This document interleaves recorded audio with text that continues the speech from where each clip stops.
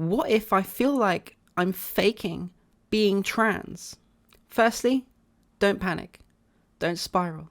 Don't let your mind race with thoughts of second guessing your entire life on the spot.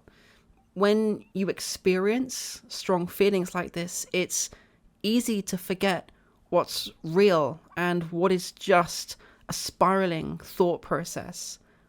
I've been there, and I'm sure many of you have. And some of our opponents like to actively, try and trigger those feelings. So know that you are not alone in dealing with this. The sensation of feeling like an imposter, even in a room full of people who may love and support you, is a hard thing to process. And the genesis of this feeling can come from many different places. And perhaps you are already aware of what that is. It could be triggered by the way you look one day. It could be triggered by what you're wearing. It could be, due to whether you choose to medically transition or not, or even intend to. The place you're in, or the company you're with, or what you see online or on the news. Any of these things could send you down a trail of thought which may make you question even the parts of yourself you were so sure about before.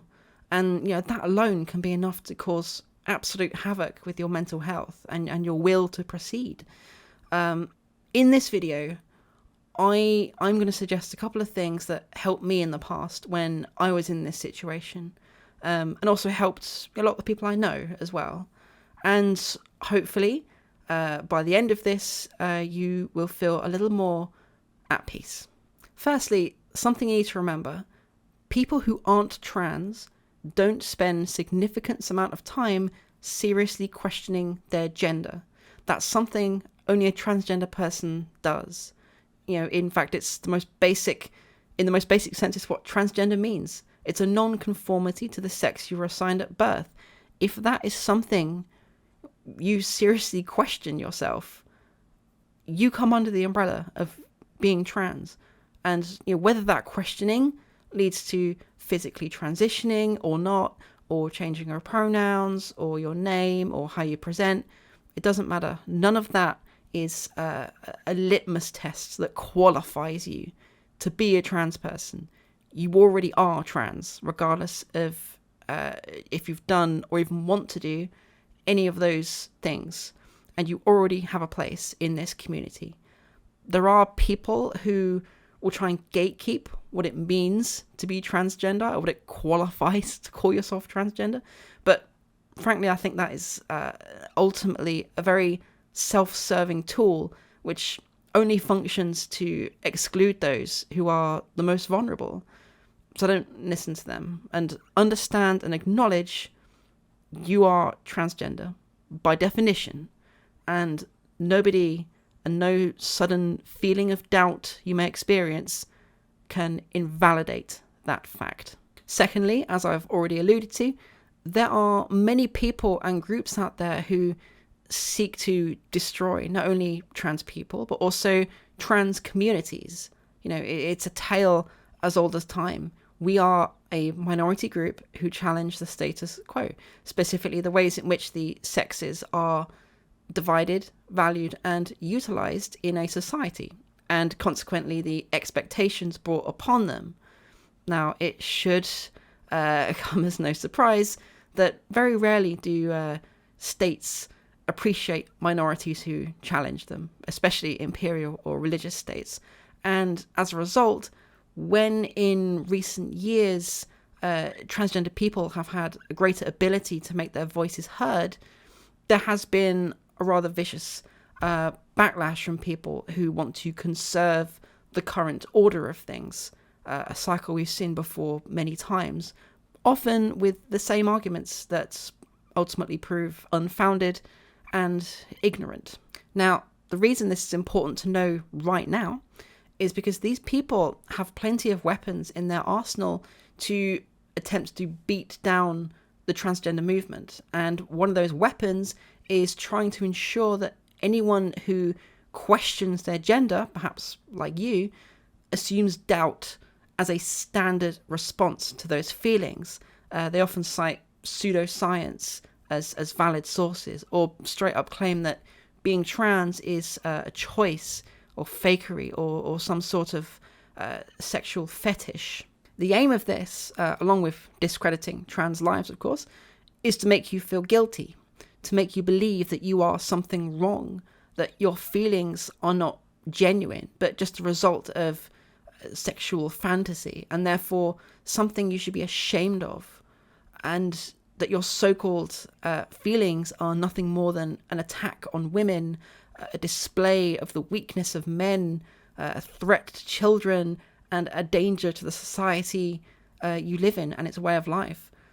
All arguments, you may be interested to know, that were also used in the USA alone to oppose the suffragette movement, interracial marriage, the civil rights movement, and the gay rights movements throughout the 20th century. Make of that what you will, but remember this. These people who argue against your existence and your validity, they don't know you. They don't see you as a person with experiences and feelings. They see you as a comic book villain, single-minded and malicious. You know they're wrong, and you know they are fear-mongering, and you know it's propaganda. Don't let it get in your head, because that is exactly what they want. Listen to the science, listen to the experts, listen to the people who do the empirical research into the trans reality, not the people who live and breathe Twitter. Thirdly, if you find yourself questioning whether you are truly trans based on current gender expectations and which ones you do or do not meet, stop doing that. When I first started my transition many years ago, one of the things that occupied my mind a lot was, as someone with very little or no experience with many what are considered typical parts of femininity growing up, how was I to learn these things, and how much did I need to know? So, how do I talk in the right way? How do I walk in the right way? How do I do makeup? What clothes fit my body? How am I supposed to act, and so on? Because growing up as a socialized guy, these aren't things I learned how to do when I was a kid or a teenager. And this was a whole new world for me, and I didn't know how to navigate it. Consequently, I ended up, for example, buying clothes that were just not suited to me at all. But I got them because I thought, I'm a woman. That's what I'm supposed to wear, even if it wasn't right for my body at all. And, I had similar experiences with other aspects of expressing my femininity as well. Now I'm 6 years older, and I've had ample opportunity to explore many different avenues of presentation. And perhaps the most important lesson I've taken away in the end is that the validity of my gender has nothing to do with how I look or choose to dress on a particular day. I am what I am, whether I'm wearing a suit and tie or the barbiest dress possible. It has no bearing on my validity or my identity. And why should it? It's one piece of cloth cut in a certain shape versus another cut in a slightly different shape. Assigning meaning and rules to those things is a choice, and it's one that society has already tried to make for you, but that doesn't make it right. The rules regarding what's feminine and what's masculine in society are not fixed. They are always changing, and perhaps more relevantly now, merging. More and more nowadays, in a very public way, the definitions of masculinity and femininity are being challenged. And via that, the exploration in either direction for everyone is becoming more accessible and safer. So if you ever find yourself questioning your validity as a trans person because you don't want to conform to certain expectations or can't conform to certain expectations, remember the fluidity of those expectations. They've changed many times over a long history, and they will continue to change. And now with social media and the interconnected world, it's happening faster than ever. I know it's hard, but try for a moment to take yourself out of the context of what we currently call gender norms and see yourself as you want to see yourself, and make that the reality, because that is all that matters. Forget what polite society says about how you're supposed to be. What the hell do they know? Some of the loudest voices in the media, damn right, grieved the end of civilization when Harry Styles wore a dress on a magazine cover. Do you really want people like that dictating your life and deciding what makes you valid? Fourthly, try not to get too caught up in definitions. This is something I've seen with many people, myself included, when they were really struggling with figuring out whether they are allowed to call themselves trans because of the myriad of titles that come under the trans umbrella. It's a very, very common human trait to want to be able to categorize things and know precisely, what they are. This is something I know all too well. I'm autistic. And one of the ways in which that manifests itself is that I often feel an unquenchable and often unnecessary need to organize things in a very specific way, which isn't necessarily a bad thing. It means I'm good at keeping on top of finances and doing pretty much anything involving spreadsheets and databases. But it did cause some issues when I tried to apply that same mindset to myself and my transition, because the human brain and the human experience is just not compatible in that way. You often hear of gender, along with many other things, being described as a spectrum, because that is a more accurate way of interpreting our thoughts, as opposed to a scale, for example, with a cis man on one side and a trans woman on the other. The problem is it's just not that simple, which makes it very difficult when, as I did, in order to be able to accept yourself as trans, you need to go in search of this mysterious correct label and find a definition that matches your experience precisely. And maybe when that specific label doesn't fit anymore, or possibly doesn't even exist, you end up wasting a lot of time and emotional energy. Now, I'm not anti-label. I know a lot of people find having all these specific definitions very useful, but I also know that a lot of people rely far too heavily on trying to find one and sticking to it and questioning their validity when that label doesn't quite fit anymore, or if it doesn't quite fit anymore.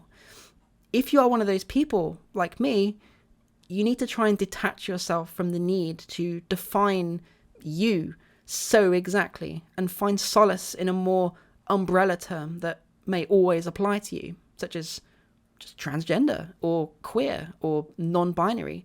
If you can do that, you may well find yourself being less conflicted when or if your feelings change, and less like you are faking if they do. Finally, one more point. Finding yourself questioning your gender or transition can feel disheartening. It may feel like you're taking a step back or that your progress is being impeded.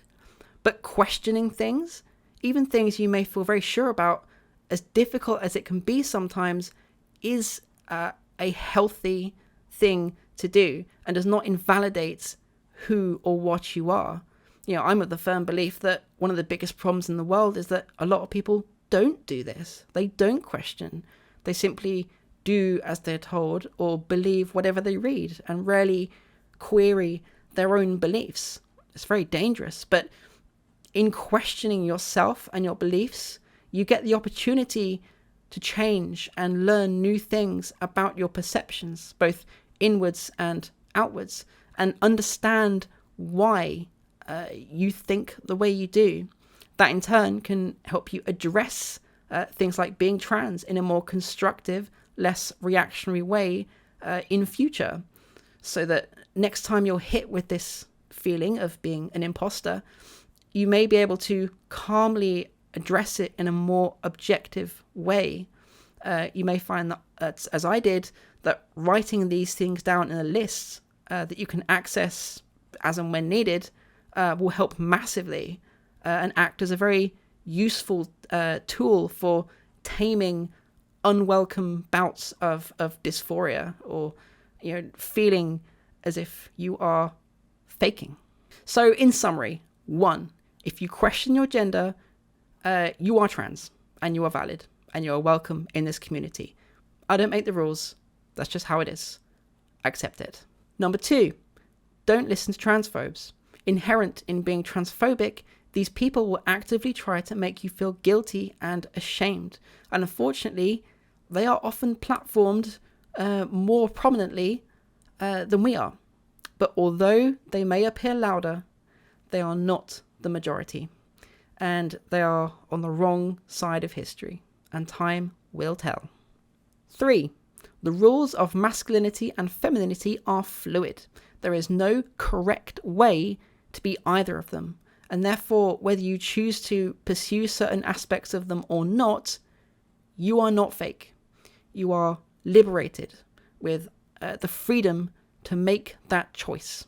4, trying to define yourself by very specific definitions and labels under the trans umbrella may lead you into a minefield of constant, unnecessary questioning of your validity. If you find yourself struggling with labels and finding one that fits, it may well be a good idea to stop focusing on them and settle with a broader umbrella title that better suits your experience in a more, perhaps less precise, but more encompassing way. And 5, questioning yourself can be hard, but ultimately it is healthier to ask yourself the difficult questions and proactively find the answers than it is to ask no questions at all. And this most certainly doesn't make you less valid. It makes you more in touch with yourself and reality than many people will ever be. So thank you very much for watching. I hope something I've talked about today has struck a chord with you. If you have any other useful tips for people who may be struggling with feeling fake in regards to their identity, please feel free to comment them down below. I'm sure they will be greatly appreciated. Till next time, take care.